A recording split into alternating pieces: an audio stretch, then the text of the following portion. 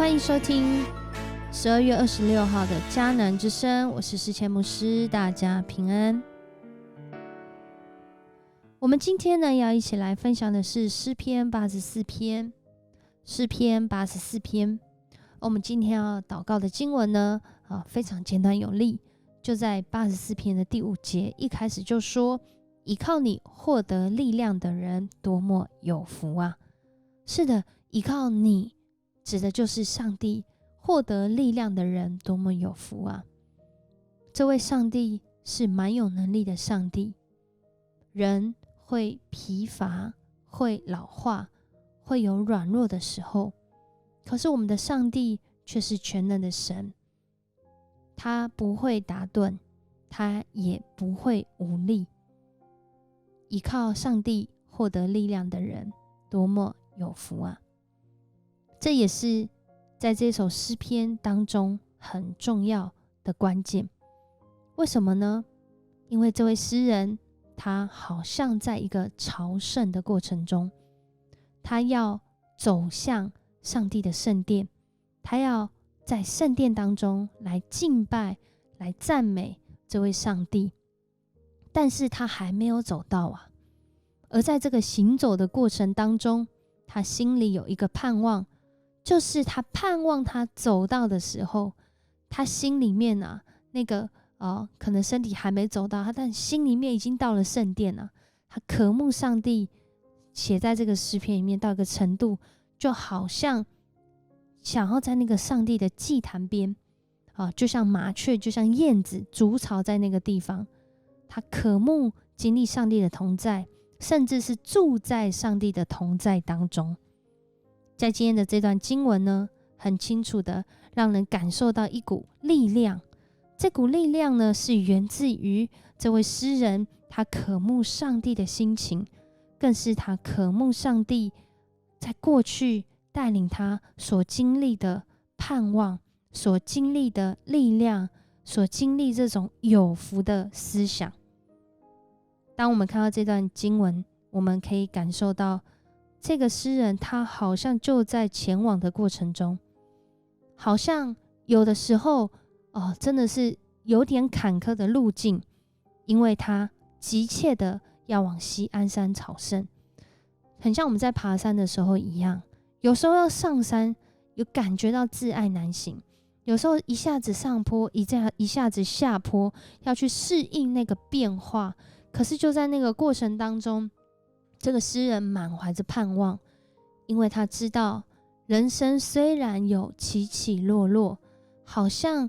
有时候顺利，有时候觉得苦难，但是这位上帝他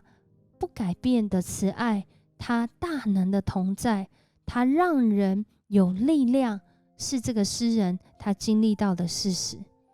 所以他更多的祷告，更多的宣告，在上帝的殿中住一日，胜过在别处住千日。即使他就在这个上帝的圣殿当中成为一个看门的，他都觉得比住在邪恶人当中来得好，因为他认识这位上帝，这位上帝是赐福给行为正直的人的上帝。所以在这里我们也更多的看到，寻求上帝不只是一个旅程，在这里面我们是什么样的人也很关键。之所以这位诗人非常肯定上帝是赐福给他，是让他经历到美好的上帝，是因为他清楚知道行为正直的人，他要经历上帝一切的恩典。所以在这边又在最后一节再次说到，信靠上帝人多么有福啊！弟兄姐妹，我们今天信靠这位上帝了吗？我们今天何其有幸，刚好今天是主日，让我们能够来到圣殿来敬拜神。不论你在哪一个地方，我们都能够再一次在上帝的殿中来敬拜，来赞美他的圣名。我们更是能够在我们每一天的生活中来依靠上帝。求神帮助我们，让我们越是信靠他，即使还在路途中，我们因着信靠就能够得着力量，我们一起来祷告。爱我们的上帝，我们向你献上感谢，因为你从不留下一样美好的事物不赐给那些行为正直的人。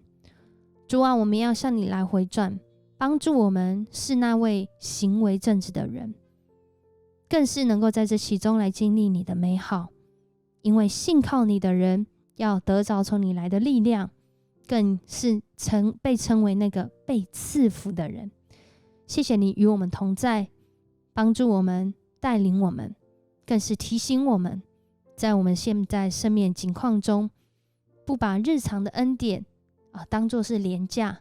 更是看重主你所赏赐我们能够来到你圣殿来敬拜你的这样的一个权柄，这样的一个恩典。谢谢你与我们同在，我们向你献上感谢，愿你赐福你的众儿女。我们这样祷告，奉主耶稣的名求，阿们。谢谢你收听今天的迦南之声，我是世谦牧师。愿上帝赐福你，越是信靠上帝，越要得着从他来的力量。我们明天见。